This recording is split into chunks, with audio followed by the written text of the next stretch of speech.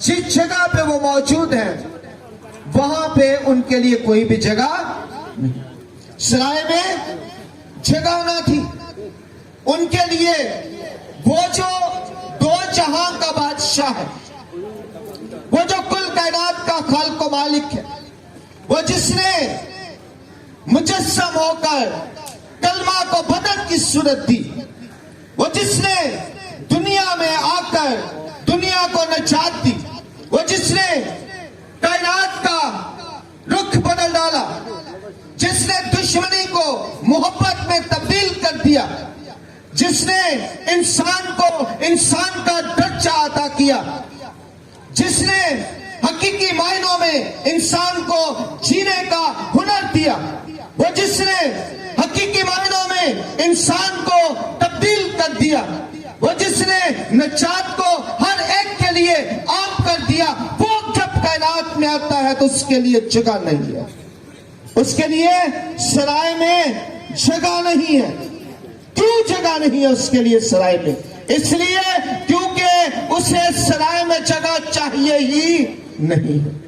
उसे सराय में जगह चाहिए ही नहीं है। उसे जगह चाहिए आपके दिलों में, और वो चाहता है कि आपके दिलों में पैदा हो। इसलिए लाजमी था कि उसके लिए सराय में जगह ना होती।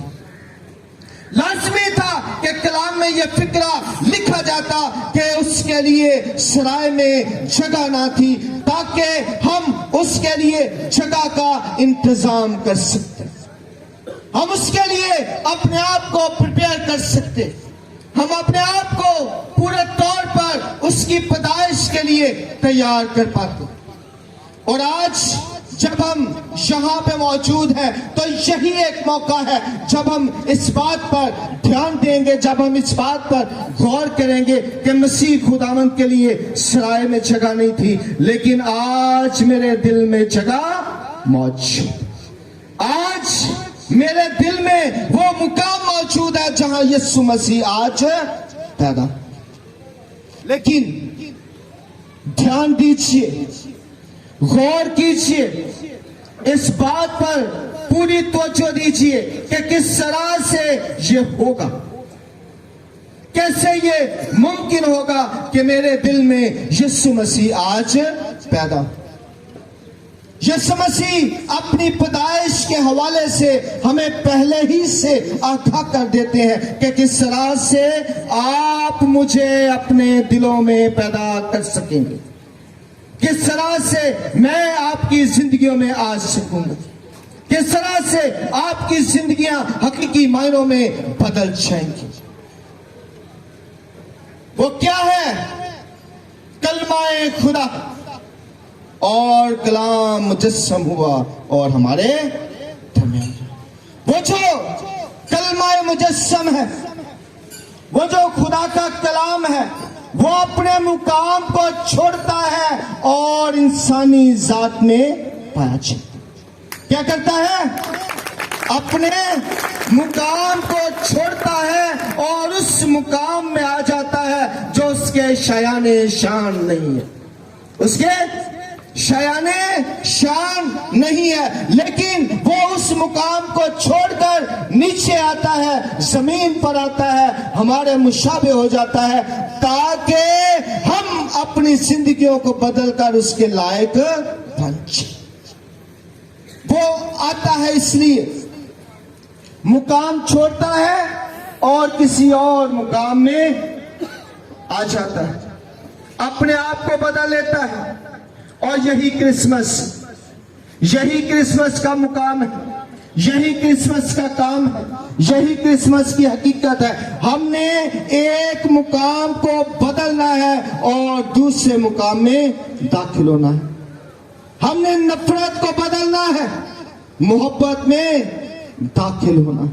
हमने हसद को छोड़ना है, तफरके को छोड़ना है, लड़ाइयों को छोड़ना है, झगड़ों को छोड़ना है, और तमाम ऐसी चीजों को जो खुदा से हमें जुदा करती हैं छोड़ना है, और खुदावंद अपने खुदा के साथ एक दिल और एक जान। और ये कब होगा?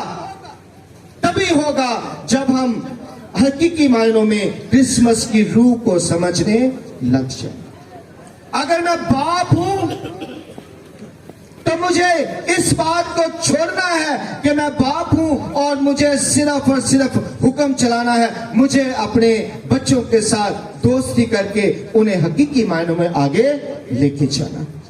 अगर मैं बीवी हूं तो मुझे एहतराम के दर्जे को पूरे तौर पर अपनी जिंदगी में अपनाना है, बिल्कुल उसी तरह से जैसे यीशु मसीह ने एहतराम को अपनाया और जान देने तक वफादार।